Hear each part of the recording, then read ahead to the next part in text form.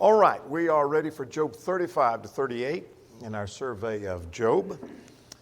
And we begin by looking at where we are in our outline. We are in the dialogue section. Next week we will finish the book of Job. And that may be a surprise to you because we're not through with the trimester. We're going to study Psalms for the rest of the trimester.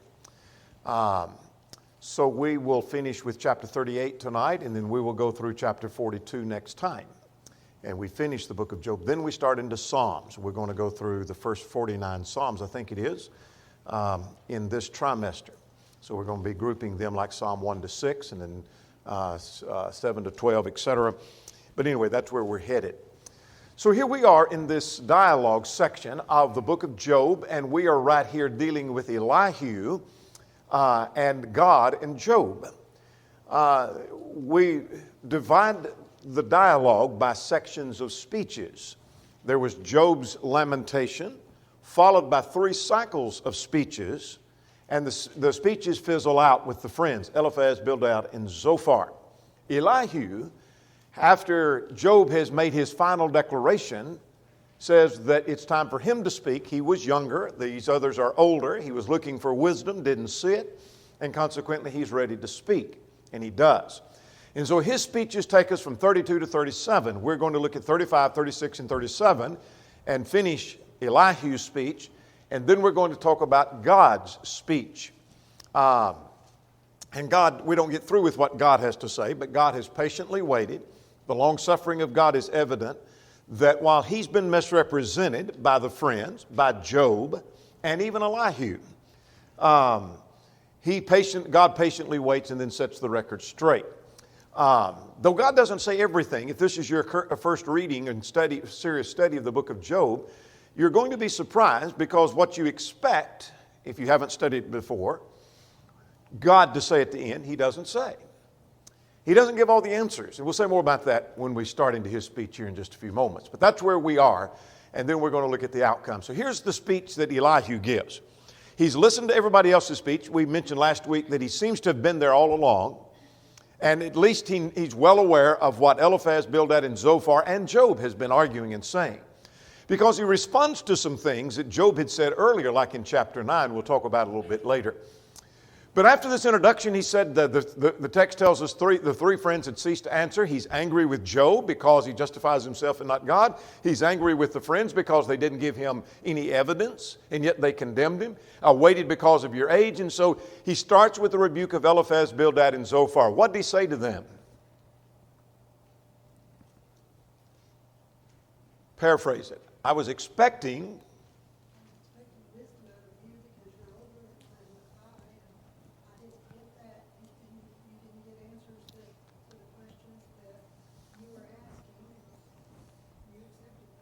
All right. Yeah, age doesn't mean wisdom. I waited for your answers. I didn't see wisdom. You didn't convince Job. You're silent, so here I'm speaking. And so he rebukes them. Chapter 33 was his rebuke of Job. And what did he say basically to Job? You make a claim of innocence, and yet his big complaint about Job was Yeah, he kind of hints at some of what the friends say, but your complaint is against God, and you're railing out against God. And so he rebukes him for that, and that seems to be what he's saying. He does better in explaining things than does Eliphaz, Bildad, and Zophar, but he doesn't explain it fully and correctly as we mentioned last time. He comes closer than anyone else. Chapter 34, he gives a defense of God's justice. And he said, Job, you're no better than the wicked in accusing God of injustice. God is just, so he spends a great deal of time talking about God being just. And he talks about how that the chastening ought to make us submit to God. That's true. But is that what God's trying to do with Job? He has no way of knowing that, and he's guessing at that, of course. All right, now we're ready for chapter 35. In chapter 35, the question is there an advantage to living right? So let's go to question 1. And how does Elihu answer the question of whether there is any advantage to living right? Chapter 35.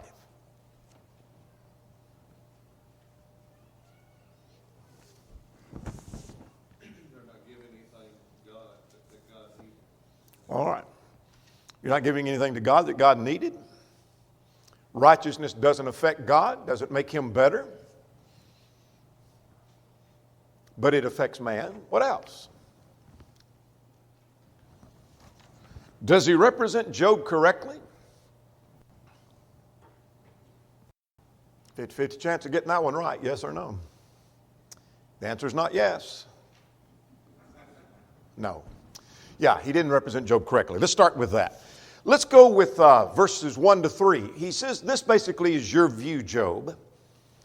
And here, let me footnote. And if this was in writing form, this is not a major thought, so I would footnote it. But my footnote would be that quite often in discussion and disagreement, there is a misrepresentation of the other party. Sometimes it's on purpose. I do not think Elihu does that, but he thinks this is what Job is saying. Let's see what he says.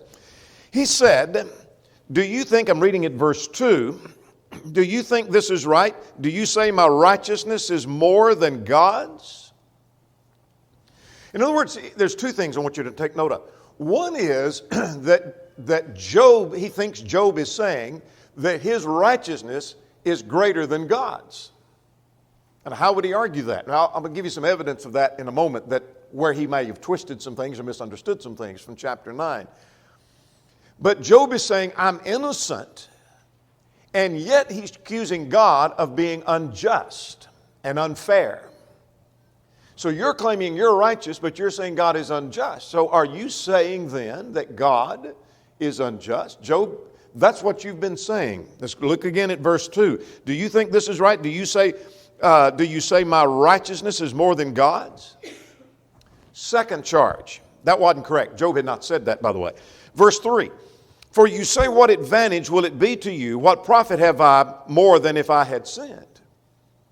In other words, Job, what you're saying is you're living righteous, but you're not doing any better than if you'd have lived wicked. You're going to be treated the same way. Did Job say that? And the answer is no, Job had not said that. But let's go back to chapter 9. Where might he have gotten this idea?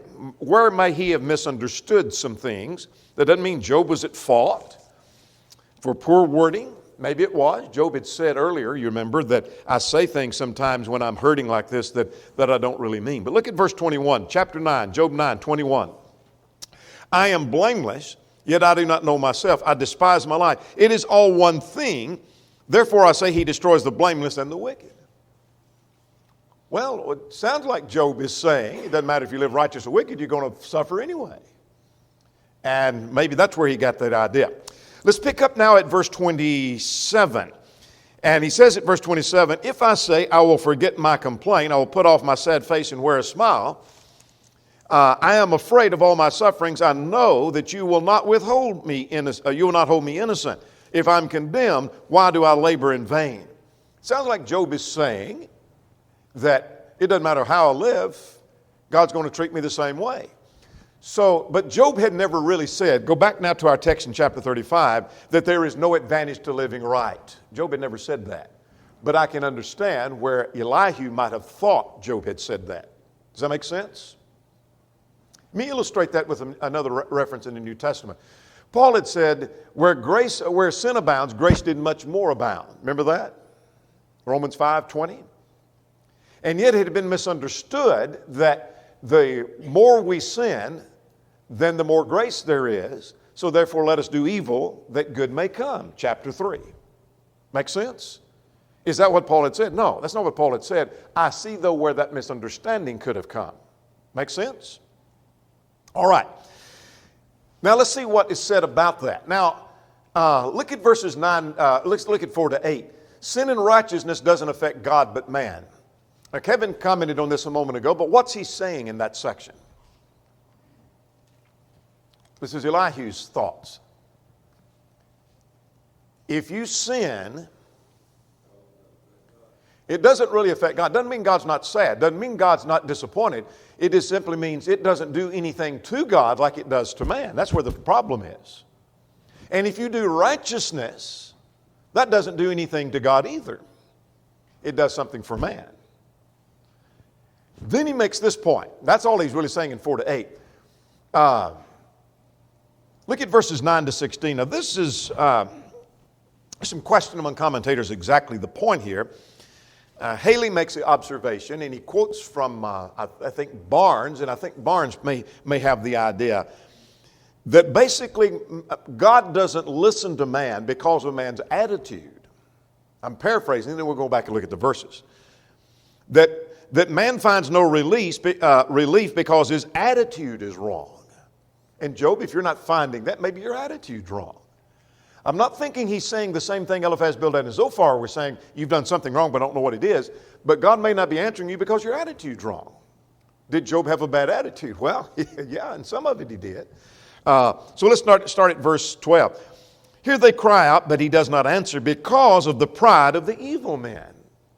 If you're complaining, Job, that God's not listening to you, it may be because of your pride. It may be your attitude. Surely God will not listen to empty talk. Job, maybe you're full of empty talk, and maybe that's why God doesn't regard it, verse 13. So verse 14, although you say you do not see him, yet justice is before him, and you must wait for him. That's a powerful statement. What's that saying, verse 14?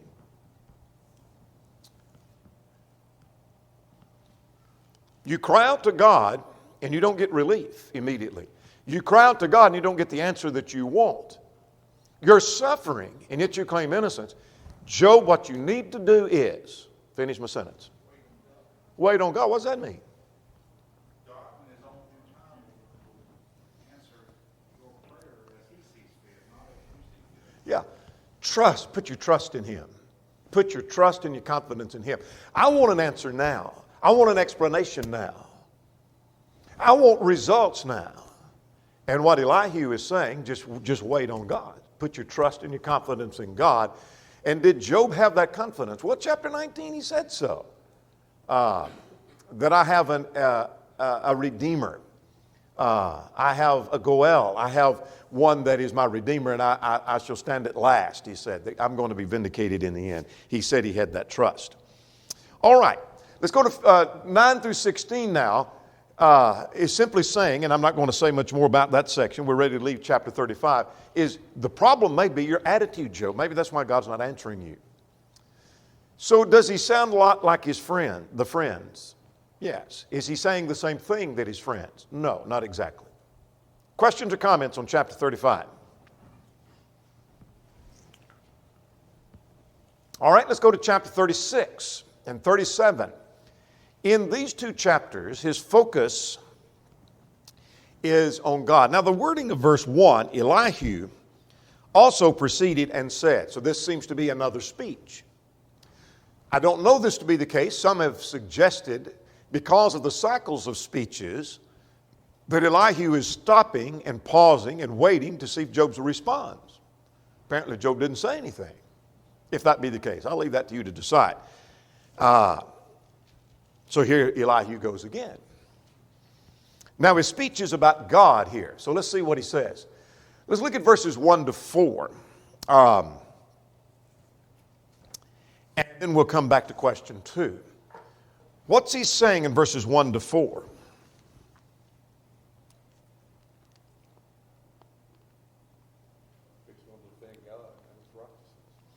Yeah, I'm going to defend God. And what you need to do is just listen to me. You need to listen to me. Bear with me a little and I will show you. Yet these are the words. Notice the wording of verse 2. Yet there are yet words to speak on God's behalf. In other words, I'm going to speak wisdom to you. I'm speaking on God's behalf. What you need to do, Job, is just listen to some wisdom here. I've got some things to say about God. You have railed against God, and I'm going to tell you about God. So just listen to me. All right? Let's go to question number 2 now, and then we'll come back to the outline. What does Elihu say about God in chapters 36 and 37?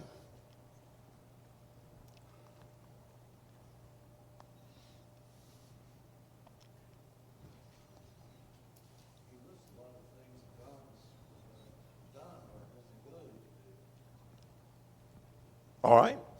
He lists a lot of things about God, what God has done and can do and will do. What else? That's good.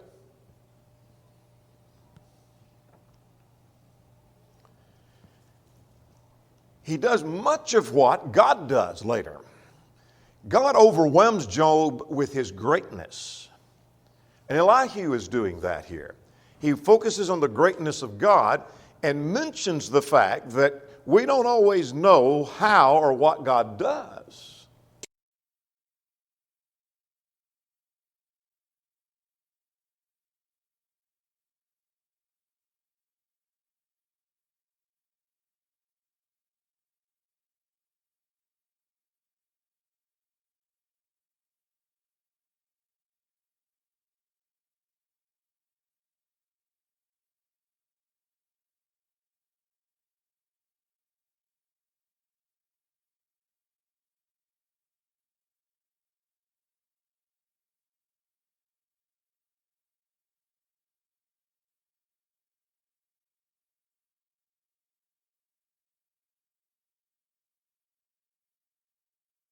Perfect in knowledge is with you. He may be saying that the message of God is with you because I'm speaking the words of God. That may be what he's saying. But it almost sounds like I have wisdom and understanding. Your friends obviously don't. I was expecting wisdom out of them. And Job, you don't because you've been railing against God. And so one of wisdom and understanding is here with you. That may be what he's saying. Yeah, exactly. Yeah, if you didn't catch what Rick is saying, especially in light of verse 2, that may be what he's saying. I kind of wonder if he's not talking about himself. I don't know for sure. Now, let's talk about verses 6 and 7. What does he say in 6 and 7? Still talking about God.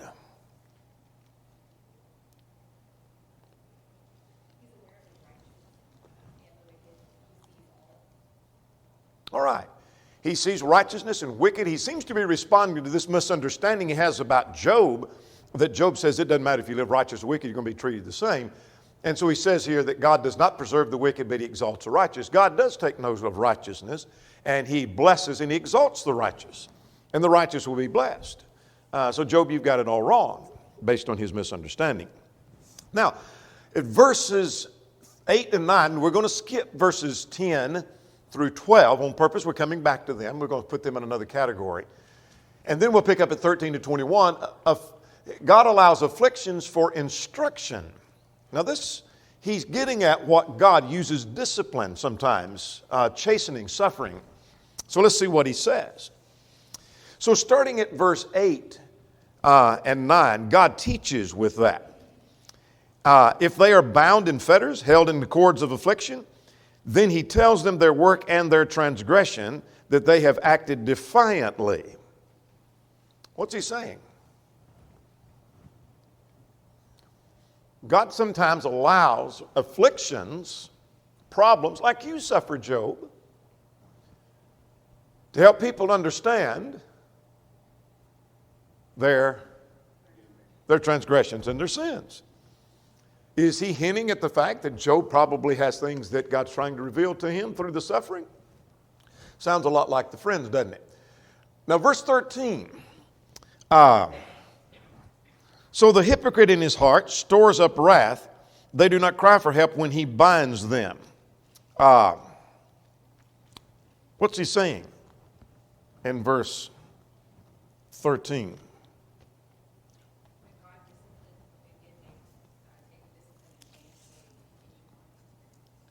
Yeah, God sends affliction. Some people resent it. They die in their youth. Verse 14, and their life ends among perverted persons. Look at your footnote. That's the perverted persons, the New King James, are those who practice sodomy and prostitution as a religious rite. They're called perverted persons. Biblical term, by the way. So some resent it. Some turn from God when they are afflicted. Look at verse 15. The righteous, he delivers the poor of their afflictions and open the ears in oppression. Some people turn and become righteous, more righteous because of the affliction. In other words, God uses affliction to accomplish different things. Now, 16 to 21, his point basically is if Job had accepted that principle, prosperity would have been restored. Let's see if we don't see that. Indeed, look at verse 16. He would have brought you out of dire distress and a broad place where there is no restraint. God would have let you out of your restraints. And you would have sat at your table and it would be full of richness. but you're filled with judgment due to the wicked. What does that sound like? He's saying. Yeah. If you just accept this principle, God would richly bless you and you'd have an abundance. Now that happens at the end, but like Eliphaz, Bildad, and Zophar, Elihu has no idea that he has no way of knowing that. There's no way of knowing that. Now, does God bless the righteous? Yes, but what he's saying is, if you had accepted God's chastening, you would have an abundance of things instead of being in poverty like you are. God would restore all the things that you've lost. Now, let's go back and pick up, let's go down to verses 10 to 12. I said we'd come back to that. God blesses the obedient and punishes the disobedient. He's just talking about the nature of God. If they obey and serve him, they'll spend their days in prosperity. And if they do not obey, they shall perish by the sword. Similar to what the friend said, I don't think he's going quite as far as the friends. Still talking about God, what does he say at verse 22? God is so exalted that, who teaches him? Not only is there no teacher like him, but who can teach God? And the answer is no one, because God is the teacher of all. So who can give God advice? And I wonder if he's hinting at the fact, Job, when you complain against God, you're trying to advise and teach God, and you're no teacher of God. Let's footnote on that. Let's make a practical point here. I'm asking for you to make it. Sure, there's a practical point in that. What would it be?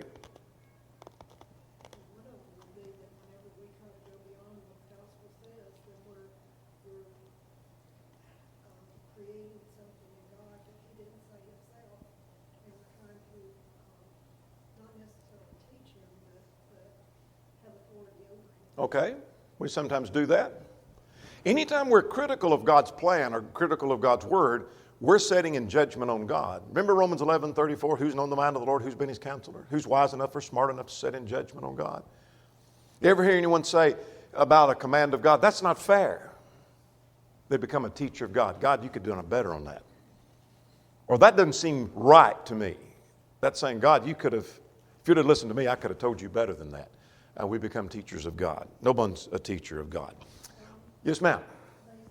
Based on what he said since verse 4, could verse 4 also mean that he that is perfect and righteous with thee is God, and that God is here and around us and knows what's being said when we tell you about him? It may be. That's part of the dilemma. Verse 23. God answers to no one. We won't say much about that because that essentially is the same point of verse 22. Who could say to God, you've done wrong? So God doesn't answer to anyone. Verses 24 and 25.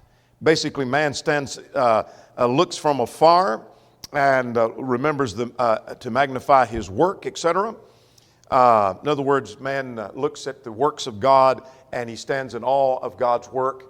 And then he talks about how his greatness is seen in nature. Now, this is one of those unfortunate chapter breaks. Remember, chapter breaks are given by man and not by God, so we're not being critical of God here. You would think verses 1 to 8, because it is identified with what's in chapter 36, would go with 36 and would start chapter 37 later, but I wasn't there, so they didn't ask me. But anyway, his point is the greatness of God is seen in nature. Now, this sounds a lot like what God says later. So let's quickly run through this because we're going to get through chapter 37 and then 38 in the time that we have left.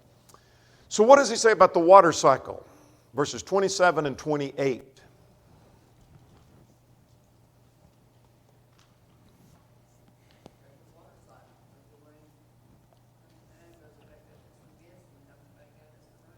Yeah, God takes it up and then God brings it back down.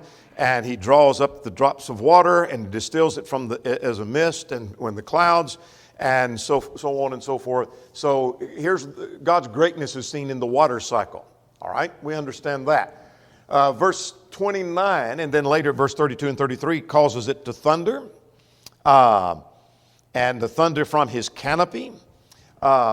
Verse 32 and 33 say essentially the same thing. He covers his hand with lightning and commands it to strike. His thunder declares it. And then he talks about he spreads the light. Verse 30. Some translation talks about he covers the depths of the ocean. I think some translation, don't hold me to that, I mentioned the ocean floor, but covers the depths of the sea. In other words, he takes light even to the depths of the sea. Verse 31, he uses the elements, the rain, etc., and the weather for the abundance of food. And then we shift to chapter 37, continuing that thought.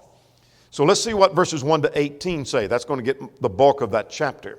And we'll stop and make some comments on 2 or 3 verses here.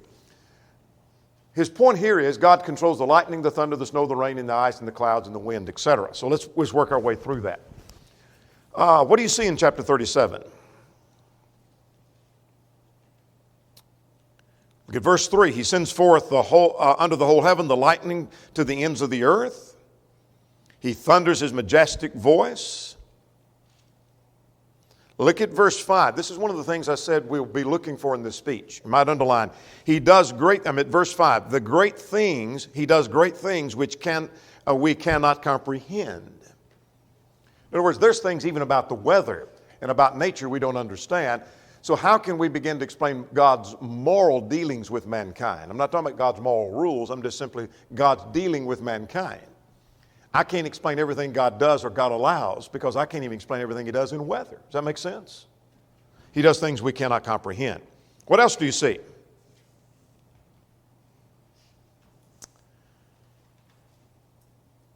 He sends a gentle rain and the heavy rain from His strength. So sometimes we have a gentle rain, sometimes we have a heavy rain, and that all men may know His work. The animals enter the dens.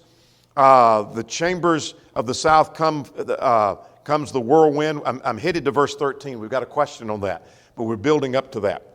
Let's see what the context is dealing with. By the breath of God, ice is given. The broad waters are frozen. Also the moisture He saturates with the thick clouds. So here's a description of storms and weather patterns that develop, whether it be from an ice storm or whether it be from snow or whether it be from a heavy rain.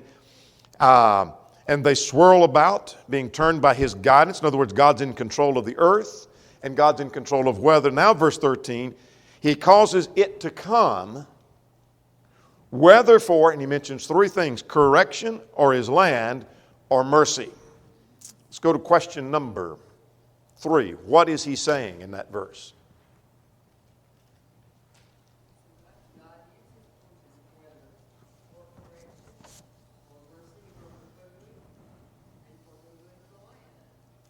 Absolutely. And we don't always know what He's doing at the moment. Let's tie that with verse 5, the great things which we cannot comprehend. We don't always know what God's doing. We don't have to know all that God's doing. Eliphaz, Bildad, and Zophar, and Job, and Elihu don't know exactly what God's doing in this case. We know because God told us, but they had not been told.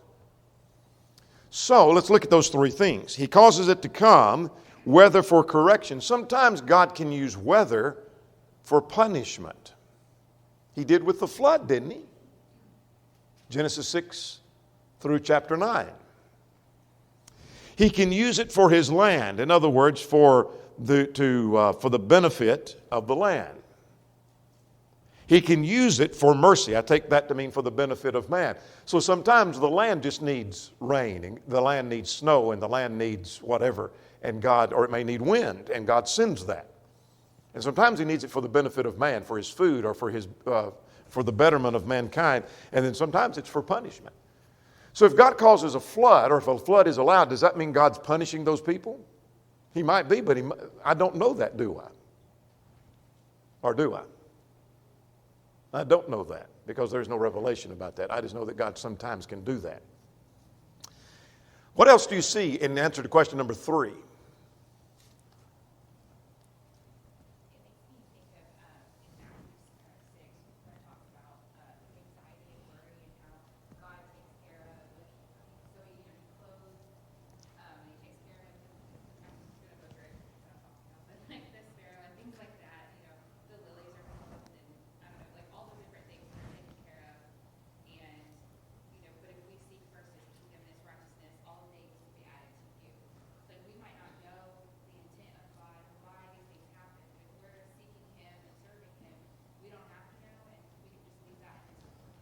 Absolutely.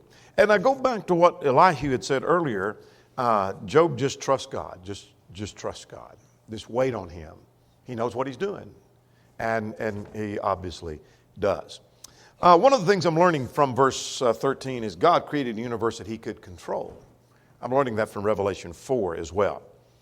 Now, look at verse 14 beginning here. And we're still in this point 5 at the bottom. Listen to this, Job. Stand still and consider the wondrous works of God. And so that continues on down through verse 18.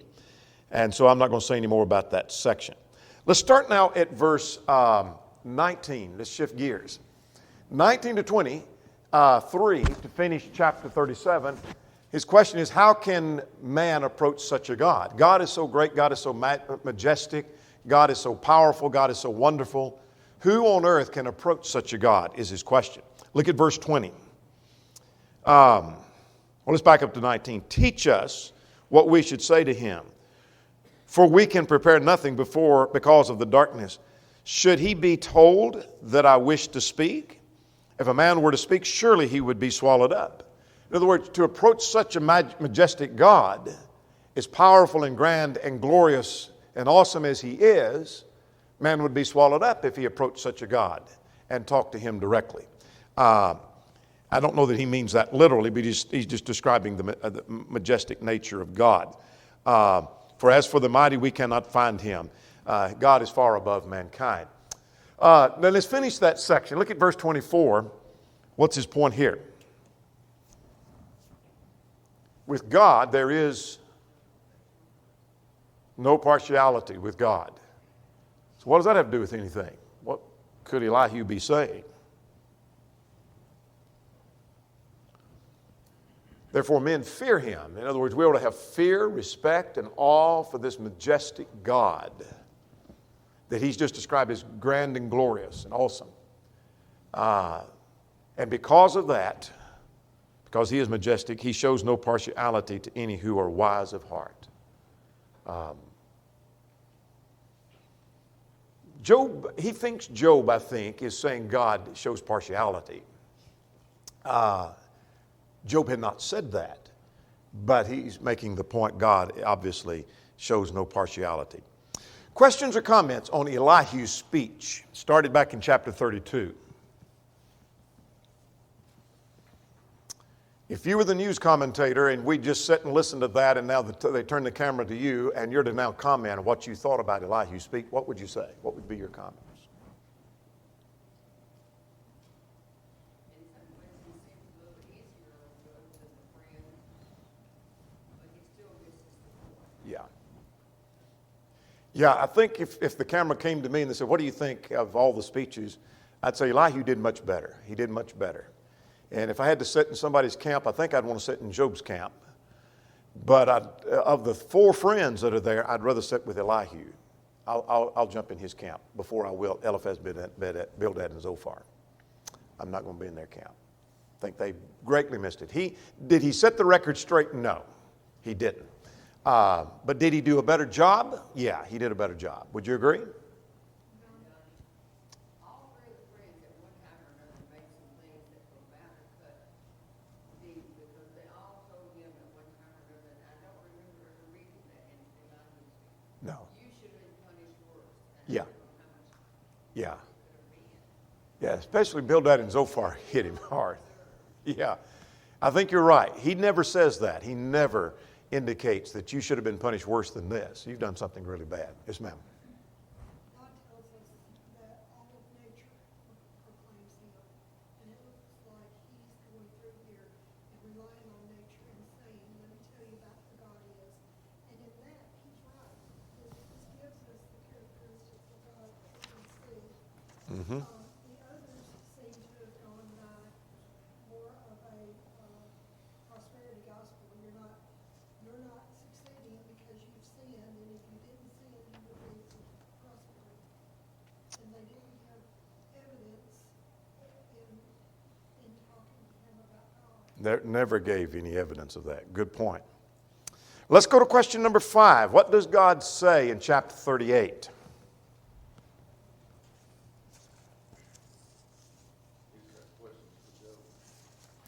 Yeah, he's got questions for Job.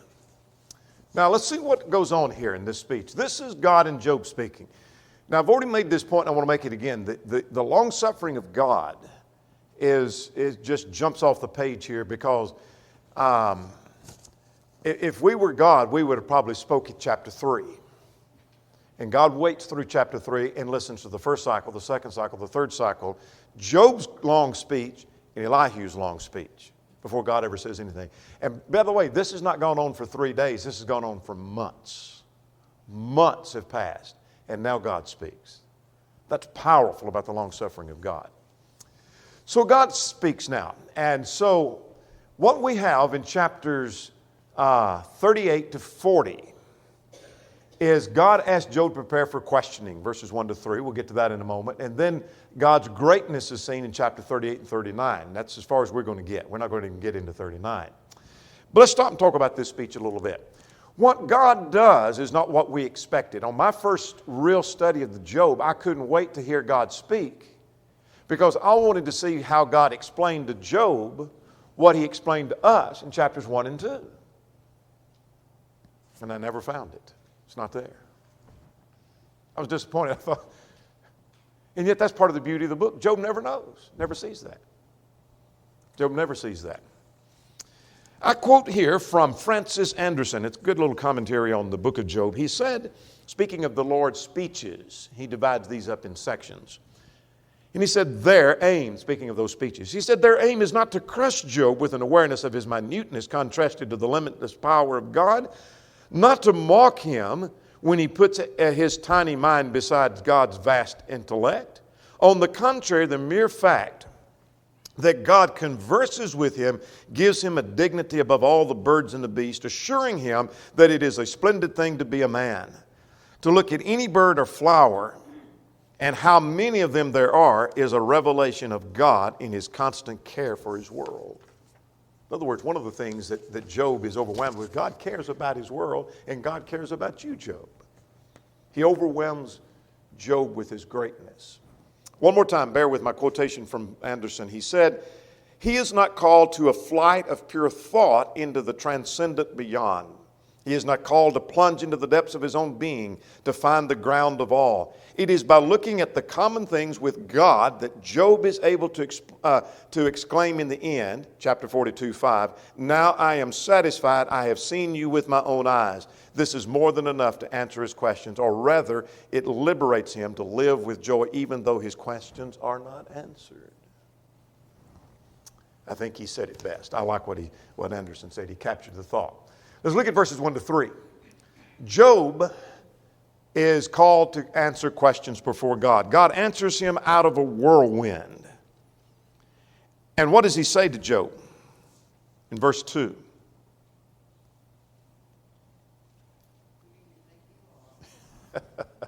Absolutely. Who are you, Job, to question my counsel? Had Job questioned the counsel of God? Yes.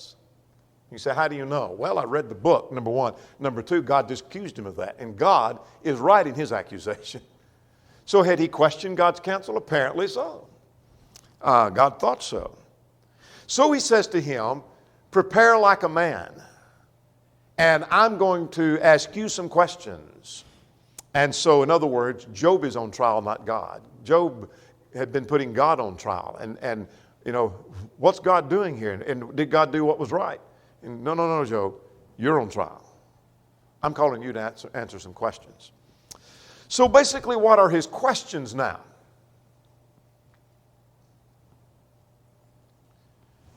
Job, were you there when I created this and when I did that and when I did this? Job, can you explain this? Can you explain that? And Job's answer to every one of the questions is, no, I wasn't there and I can't explain it. Two areas he talks about, in nature and in the earth, and then in the animal kingdom. So let's talk about in the nature of and earth. So we've got a few minutes to go and we can get the gist of this. The first is, were you there when the foundations of the earth were laid? Verse 4. Notice God said, who determined its requirements? Surely you know. In other words, if you're going to question me, surely you know that. No, he doesn't know that. Let's go to verse 8. What's his next question? Who controls the sea? Who created the sea and set the boundaries of the sea and told the sea, you can't go any further than this, and this is your gate, this is your doors, this is where you can stop? Who did all of that, Job? And the answer obviously is God. Let's go to verse 12. Have you controlled the day? Have you commanded the mornings? Verse 14 and 15 are quite interesting description. It's a description of the wicked doing their sin in the darkness of the night is really what 14 and 15 is describing. And when the light comes up, then he exposes that and runs them away, and their arm, basically the strength of their arm is broken. But the question really is, did you command the morning? Do you control when the sun comes up? Job, no, I don't do that. God saying, I do. All right, start at verse 16. Here's the next question. Have you entered the springs of the sea? And do you understand the wonders of the sea? And the answer, of course, is no. But notice he says at verse 18, tell me if you know all this. That's rubbing Job a little bit, gigging him. Job, surely you know this. Tell me if you know the answers. Tell me, Job, do you know that? Job is humbled here. Look at verses 19 to 21. Where is the dwelling of the light? Do you know the paths of light? Do you understand all of that? Verse 22, have you entered the treasuries of the snow and the hell? Can you explain all the no, he can't do that. Who causes it to rain? Verse 25. Who divides the channel of the overflowing water? Who does all that, Job? Look at verse 31. Who controls the clusters and the arrangement of the stars? Orion and Pleiades. Who does that? All the constellation of the stars. Who does that? Look at verse 34. Verse 34, can you command the clouds to rain and the lightning? Can you do that? Can you make it rain and can you cause it to lighten? No, but God can. And so here's question after question after question after question. Job is being overwhelmed with the greatness of God. The questions aren't through. This is, again, one of those unfortunate chapter divisions because this animal kingdom goes with chapter 38 should be taken into chapter 39. But anyway, be that as it may, the animal kingdom. Can you hunt prey for the lions? I want to get this quickly because I want to make a point about this. Look at verse 39. Can you hunt the prey for the lion and satisfy the appetite of the young lion? Who provides food for the raven? Who does that? And the answer to that is, you do, God. I don't do that. Now, let's stop and talk about the benefit or what's to be learned from this speech. And we've got a couple of minutes maybe to get this in, and we'll. One is the greatness of God in contrast to the inability of man. Job, I want to overwhelm you with my greatness and my majesty and power and might. And Job is overwhelmed.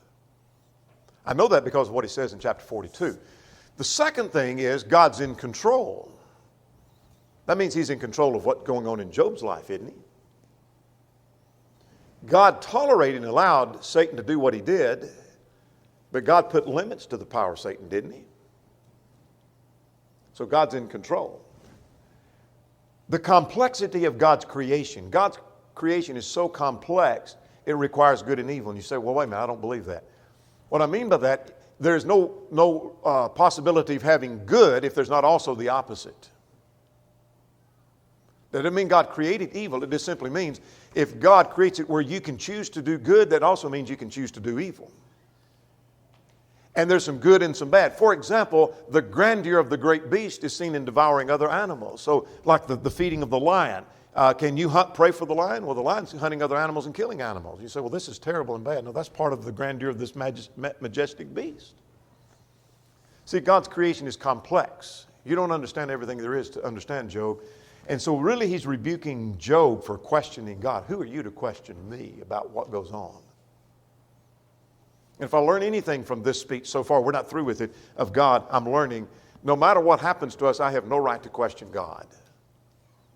Because God knows what he's doing. Does that make sense? Questions or comments?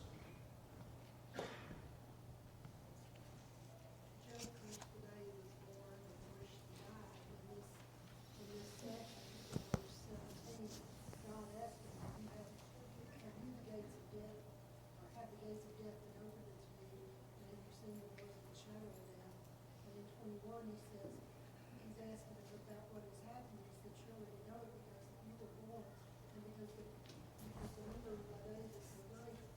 So he doesn't answer him as to why he's dead or alive, but he points out that he has control of those things.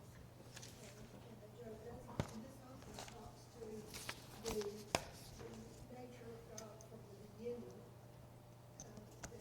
That Job is so finite, that God is perfect. All right, next time we're going to finish up the book of Job, and we'll get through chapter 42, and we're done with Job.